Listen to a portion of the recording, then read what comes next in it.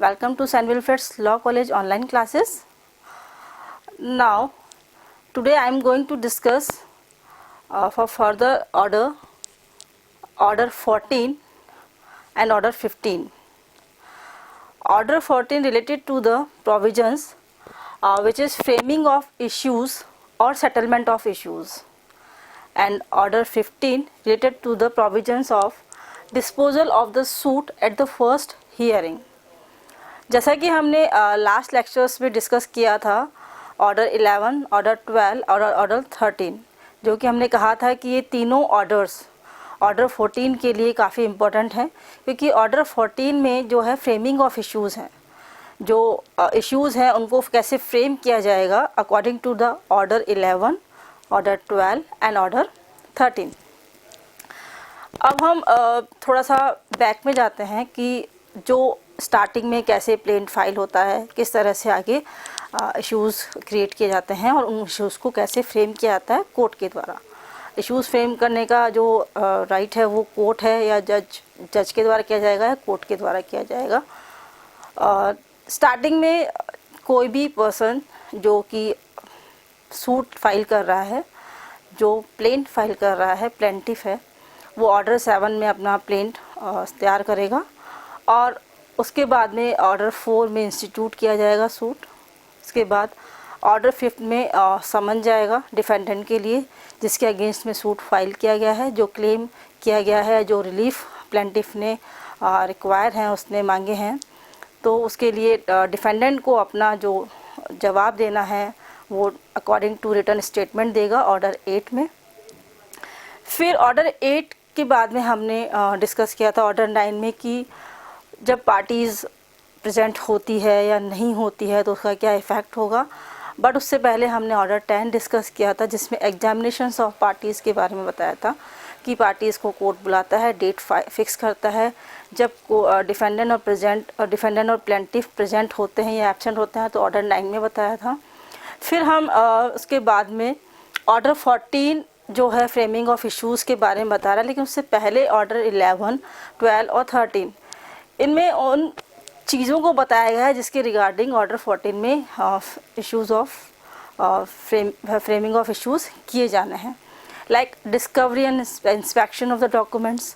जो भी डॉक्यूमेंट पेश किए जाना है उनको डिस्कवर किया जाए या उनको इंस्पेक्ट किया जाए. लाइक एडमिशंस, जो भी पार्टीज़ के द्वारा एडमिट किया गया है उनको किस तरह से इश्यूज़ में फ्रेम किया जाएगा. अगर कोई एडमिट कर लेता है किसी भी फैक्ट को तो उसके रिगार्डिंग कोई भी इश्यूज़ क्रिएट नहीं किया जाएगा, और एडमिट नहीं करता है, डिनाई करता है, तो उसके रिगार्डिंग इश्यूज़ बनेंगे. और ऑर्डर 13 में हमने डिस्कस किया था कि किस तरह से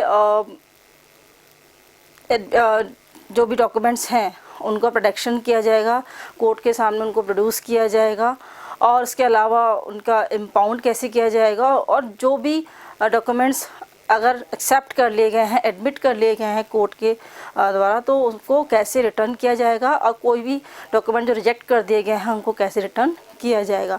इन सब के बिहाफ पर ऑर्डर 14 में बताया गया है कि कोई भी इशू कोर्ट के द्वारा, जज के द्वारा कैसे फ्रेम किया जाएगा.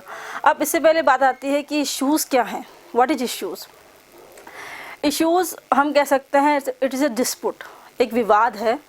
It is a bone of contention between the parties के बीच में किसी भी पर्टिकुलर फैक्ट को लेकर, किसी पर्टिकुलर पॉइंट को लेकर कोई एक पर्सन उसको एलिस्ट कर रहा है और अदर पर्सन उसको डिनाई कर रहा है.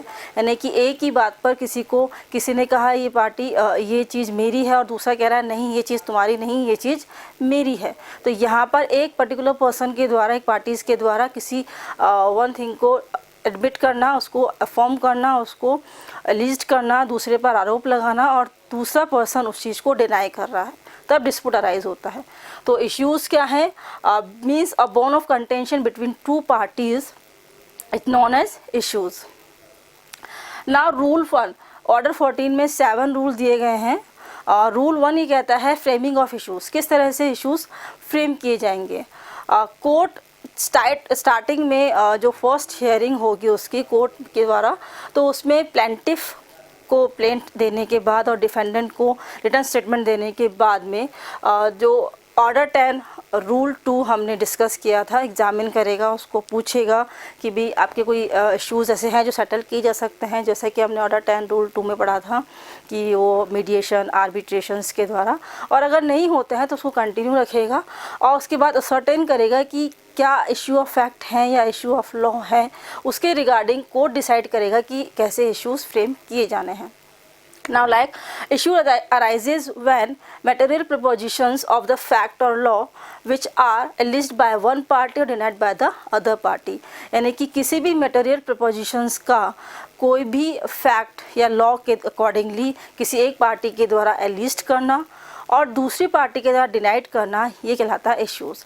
अब हम बात करते हैं what is material propositions। material propositions क्या हैं? Material propositions by which plaintiff gets the right to file the suit and the defendant gets the right to defend the suit, यानी कि जहाँ पर ऐसी, इसको हम हिंदी में कहते हैं मटेरियल प्रपोजिशन मीन्स तात्विक प्रतिपादनाएं, यानी कि ऐसे फैक्ट या ऐसे प्रपोजिशन जिस पर किसी प्लेंटिफ को उसका सूट फाइल करने का राइट बनता है, उसको राइट है कि वो अपना राइट्स उसको ले, एंड डिफेंडेंट का राइट बनता है कि वो जो सूट फाइल किया गया उसके अगेंस्ट में डिफेंड करे। That is material propositions.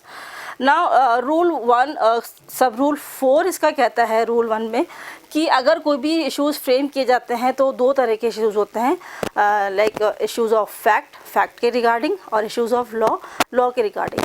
But apart from these there are some mix issues like fact and law. इसको हम एग्जांपल से समझ सकते हैं। दो पार्टीज़ हैं ए और बी।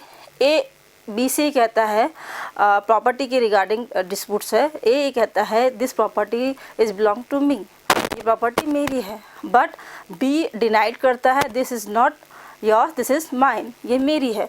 तो यहाँ पर जो भी डिस्प्यूट अराइज होगा वो फैक्ट के रिगार्डिंग इश्यूज़ होंगे। उसमें फैक्ट दिया हुआ है कि प्लेंट में ये लिखेगा कि इस प्रॉपर्टी पर मेरा राइट है, ये प्रॉपर्टी मेरी है, और उस चीज़ को स्टेटमेंट में डिफेंडेंट ये डिनाई करेगा नहीं ये प्रॉपर्टी इसकी नहीं है, ये प्रॉपर्टी मेरी है। उस चीज़ के अकॉर्डिंग इश्यूज़ राइज होंगे, वो कहेंगे इश्यूज़ ऑफ फैक्ट। अब इश्यूज़ ऑफ लॉ क्या है? Issues of law regarding to the jurisdiction of the court.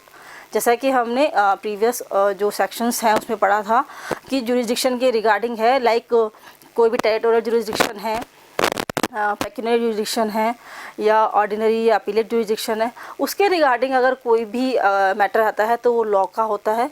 और इसके अलावा रेस जुडिकेटा है कि भाई ये केस पहले आ चुका है इसी सेम पार्टीज़ के द्वारा, या सेम डिस्प्यूट अराइज हो चुका है, या सेम इश्यूज़ फ्रेम हो चुके हैं, या फिर कोई भी सूट जो टाइम बार्ड है। ये सब चीज़ें लॉ को डिफ़ाइन करती है, इसलिए इश्यू ऑफ लॉ कहा गया है। तो इश्यू ऑफ फैक्ट और इश्यू ऑफ लॉ को क्लियर करने के बाद में कहीं कुछ ऐसा होता है कि इश्यू ऑफ फैक्ट और इश्यू ऑफ लॉ मिक्स्ड भी होते हैं। तो इसलिए इश्यू ऑफ फ्रेम जो किया जाएगा रूल 1 में कोर्ट के द्वारा, उसमें यही कहा गया है कि इश्यू ऑफ फैक्ट और लॉ दोनों को देखा जाएगा। नाउ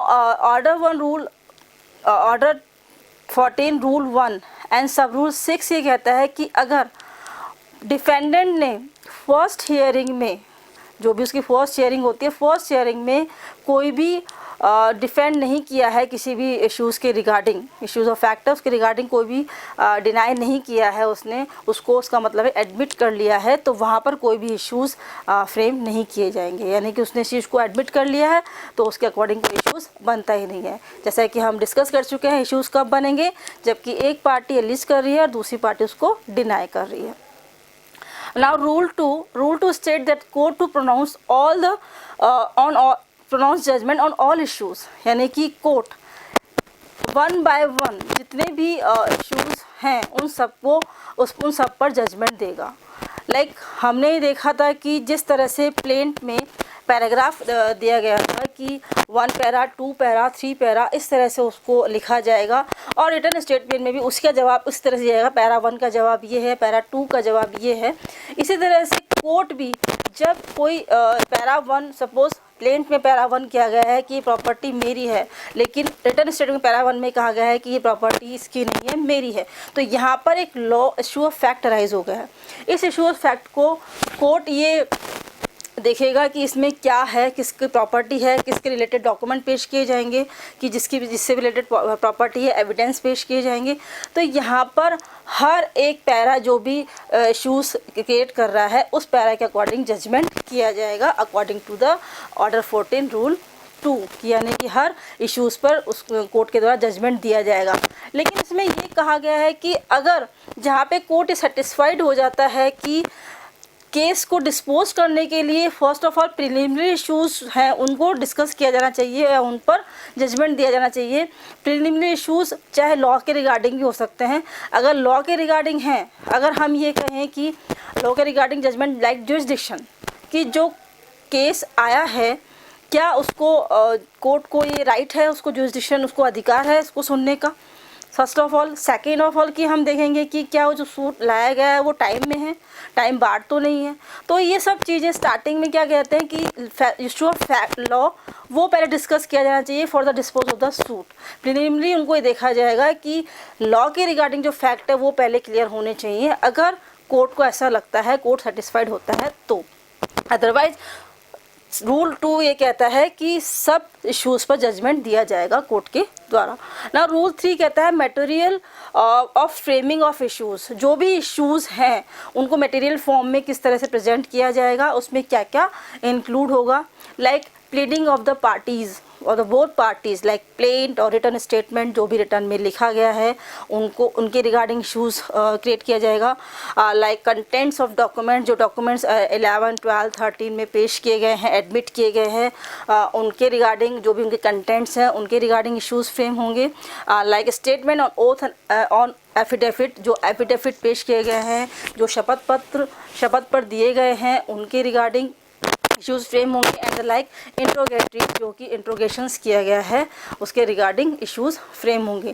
तो मटेरियल प्रोपोजिशन से material framing of issues given by the rule 3। And rule 4 examine witness और डॉक्यूमेंट्स, जो भी कोर्ट है वो फ्रेमिंग ऑफ इश्यूज़ से पहले जो पार्टीज़ है, जो पार्टीज़ आ नहीं सकती है, जिनको बुलाना उस कोर्ट को ज़रूरी है उस केस के लिए, या जो ऐसा डॉक्यूमेंट है जो उस केस के लिए नीड है, तो वहाँ पर कोर्ट समन भेजेगा उसके लिए और उस केस को एट द फर्स्ट हियरिंग उस टाइम उस केस को 7 दिन के लिए फॉर 7 डेज़ वो पोस्टपोन कर देगा।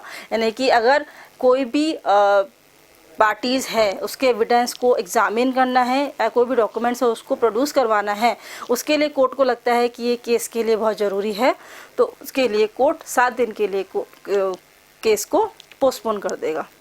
Now rule 5 power to amend, alter, strike out the issues.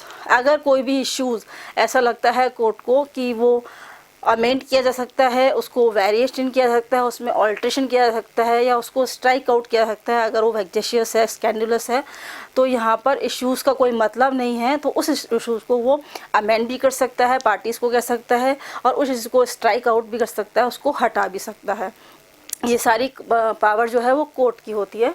And rule 6 is question of fact और law by agreement be stated in the form of issues. अगर कोई भी जो एग्रीमेंट है वो किया जाना है किसी पार्टीज़ के द्वारा, तो उस पार्टीज़ में जो इशू, जो एग्रीमेंट में जो इश्यूज़ अराइज हो रहे हैं पार्टीज़ के द्वारा, उसमें से लाइक सम ऑफ मनी को लेके कोई एग्रीमेंट हुआ है, तो उसमें कोर्ट डिसाइड करेगा कि पार्टीज़ को किसको कितना पैसा देना है, एग्रीमेंट हो गया है, सेटलमेंट हो गया है, तो किस इश्यूज़ के राइट, किसके कितने राइट है और कितनी लाइबिलिटीज़ है according to the agreement of the sum of money. इसी तरह से सम ऑफ प्रॉपर्टीज़ की रिगार्डिंग है कि कौन सी प्रॉपर्टी किसकी है, इसको इश्यूज़ फ्रेम करने के बाद में किसके कितने राइट्स हैं और कितनी लाइबिलिटीज़ है regarding to that particular property. And any other fact regarding to the particular act of the which is the one party is do or abstain from doing something, कुछ करती है या करने से दूर रहती है, तो उसके लिए पर्टिकुलर एक्ट जो भी किया जाना है वो अगर सेटलमेंट किया जा रहा है कोर्ट के द्वारा, तो रूल 6 में कहा गया है कि इन सब को वो फ्रेम किया जाएगा according to the agreement.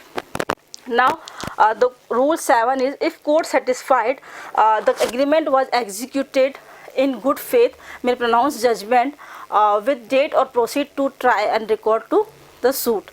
Means अगर ये सब कुछ हो जाता है, वन बाय वन सब देख लिया जाता है, फ्रेमिंग ऑफ इश्यूज़ हो गया, हर कोर्ट सेटिस्फाइड हो जाता है कि जो भी एग्रीमेंट किया गया है वो ड्यूली फॉर्म में किया गया है, या फिर जो सब्सटेंशियल्स जो इश्यूज़ हैं वो उनको किस तरह से फ्रेम किया जाएगा, या फिर जो भी है जो पार्टीज़ है उस पर कैसे ट्राई किया जाएगा, ये डिसाइड करेगा कोर्ट। और उसके बाद में वो हर इश्यूज़ पर जजमेंट को प्रोनाउंस करेगा।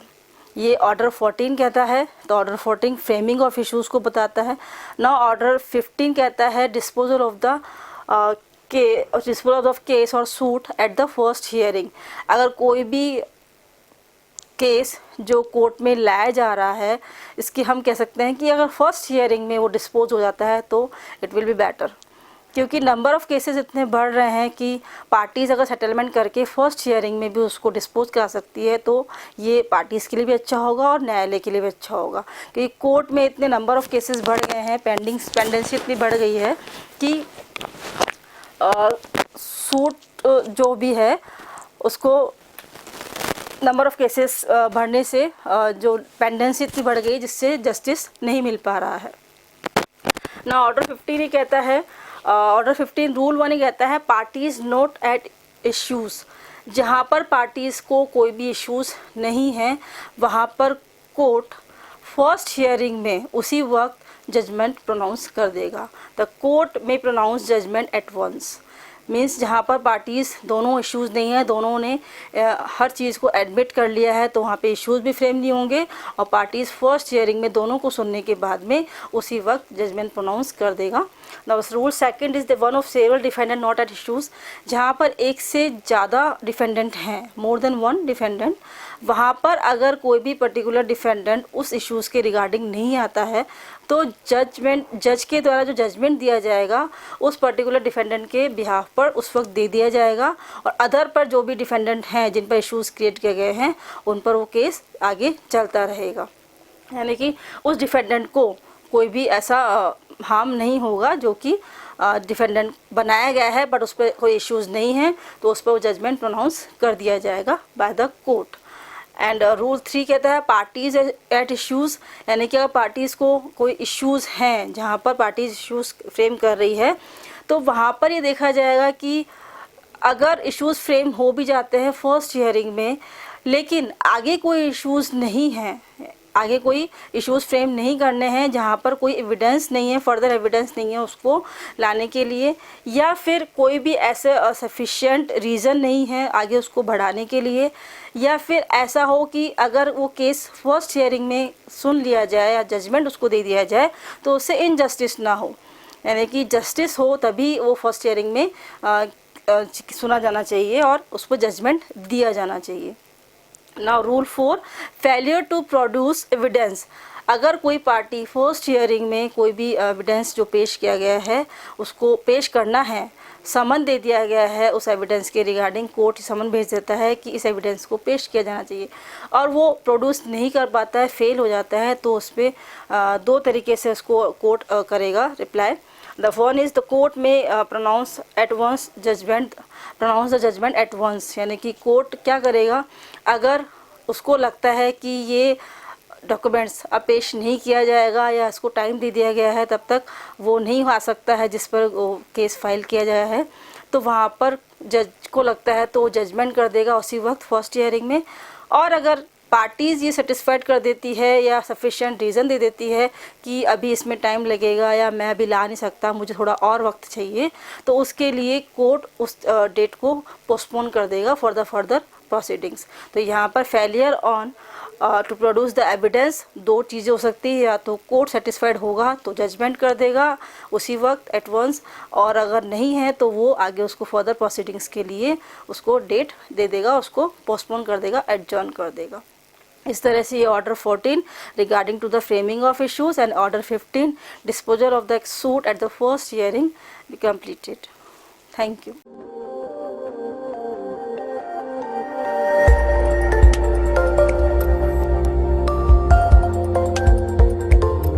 At St. Wilfrid College of Law, Sector 10, Meera Marg, Madhyam Marg, Jaipur, Rajasthan.